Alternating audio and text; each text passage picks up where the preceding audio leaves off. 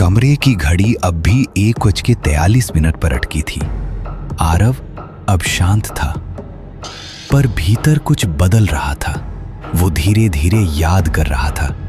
उसने अपना फोन फर्श पर रखा और गहरी सांस ली। तभी दरवाजा धीरे से चरमराया और वो खुल गया। धुंधले अंधेरे में एक आकृति कमरे में दाखिल हुई। चेहरे पर अजीब सा सफेद मास्क।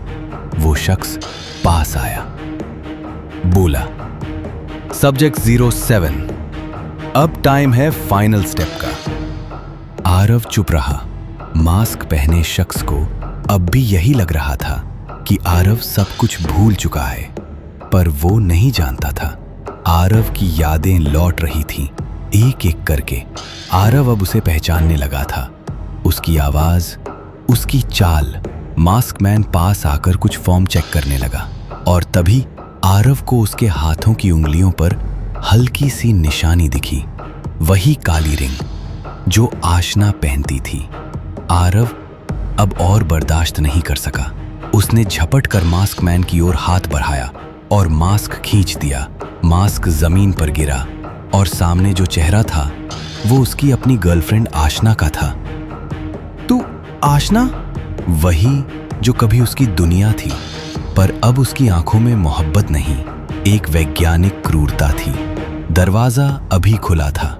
आरव ने फौरन मौका देखा। वो पलटा और पीछे जाकर इमरजेंसी पैनल से वायर खींच दिया। बिजली गुल। कमरा अंधेरे में डूब गया। चीख, कुछ गिरने की आवाज और अगले ही पल आरव दरवाजे से बाहर निकल चुका था। उसने दरवाजा बाहर से लॉक कर दिया। अंदर चीखती आशना की आवाज, आरव, तुम्हें कुछ पता नहीं, ये सब सिर्फ एक शुरुआत थी। लेकिन अब दरवाजा बंद हो चुका था।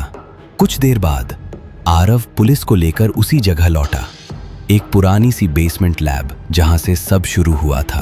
पर जब दरवाजा खोला गया, अंदर कोई नहीं था। ना आशना, ना मास्क, ना लैब का एक भी निशान। सब साफ था, जैसे कोई था ही नहीं। 1 महीने बाद आरव अब पूरी तरह ठीक है। यादें लौट चुकी हैं, लेकिन हर रात वो एक ही सवाल से जाग जाता है, आशना गई कहां?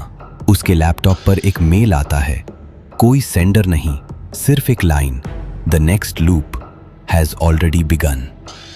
अगर आपको ये वीडियो पसंद आया हो तो लाइक करें, चैनल को सब्सक्राइब करें।